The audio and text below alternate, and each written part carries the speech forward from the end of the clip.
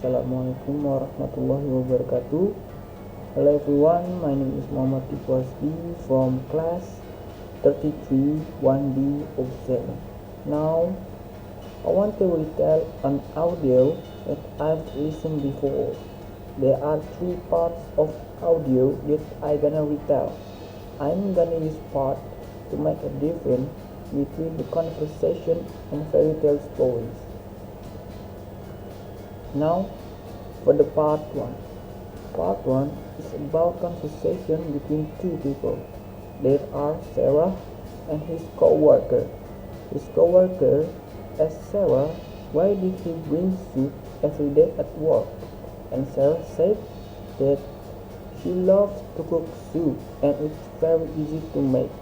Then his co-worker asked about Sarah's recipe and what is his secret for the soup. Sarah usually use already cut up meat, usually chicken, then some brown rice and some vegetables. After both the ingredients, then chop them up and put them all together in water until it boils. Then add some seasoning. Sarah put the ingredient after the water boils because it's easier to add salt, pepper, or maybe some garlic depending on the type of soup, and either maybe some soy sauce or lemon juice. The timing to put the flavoring is right about all at the same time, so just put in everything at once. After the soup is cooked, Sarah usually eats some right then, and she also put it on some container for the rest of the week. Sarah let the soup in the container to cool down to about room temperature first before she put in on the refrigerator. To heat it up, the soup, Sarah used microwave because it's easiest. Usually, Sarah makes 3 or 4 meals if she will get tired of eating it. At the end, his coworker asked Sarah to make 6 or 7 meals and give him a bowl so he can taste the soup. Come back again with me. Now I'm gonna retell part 2. Part 2 is conversation between 2 people just like part 1. But instead of asking soup recipe, this part is asking about place. There are 2 people in this conversation. The first one is Renee and his friend. His friend asked Renee if she knows about movie theater in downtown, the one near the hospital. His friend is gonna have a date with Jennifer on this coming Saturday night. After that, Renee gave him a direction to the movie theater.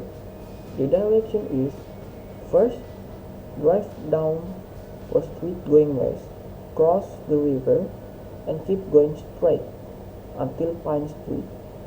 After that, turn left, and the movie theater is the second building on the right. It's next to the church. After asking about direction to the movie theater, his friend also asking whether Renee know or have some restaurant recommendation. Renee said Pink Flamingo serves excellent Spanish food. After that, his friend also needs the direction to the restaurant or the Pink Flamingo. Then Renee gave him direction that were, starting from the movie theater, go south on Pine Street, cross 2nd Street, and drive the 3rd Street. You will see parking lot on the left side of the street. Then turn left on the 3rd Street and drive east. Pink Flamingo is the building just before the river. The Pink Flamingo is open from 10:30 in the morning to 11:30 in the night, but its day open until midnight in the weekend. The last thing his friend asked was where can I buy some flour because they were going out to celebrate Jennifer's birthday. The only flowers that were known were in the front of the stadium on the second street. Thank you for the second part. Come back again with me for part 3. Part 3 is a fairy tale that is the dog and the sparrow. A shepherd dog had master who took no care of him, so the dog left his master in a very sad and sorrowful mood. On the road he met a sparrow that said to him, "Why are you so sad, my friend?" The dog said, "I was very hungry and have nothing to eat." So the sparrow asked him if he wanted to eat. Then the dog and the sparrow went together into the town. And as they passed the butcher shop, the sparrow said to the dog, "Wait here till I make you a piece of meat." When the meat fell off, the dog snapped it and ran to the corner to eat it. And the sparrow asked the dog if he wanted more. The dog said that he wanted a piece of bread after it. Then they went to the bakery shop, and the sparrow once more had 2 pieces of rolled bread that lay upon the window. After done eating the bread, they both take a little walk toward out of the town. After not far walking, the dog said to the sparrow that he tired and wanted to get a little nap on the side of the road.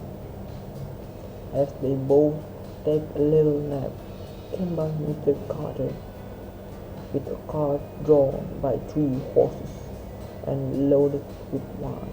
The sparrow refused to wake his friend and asked the driver to take another route.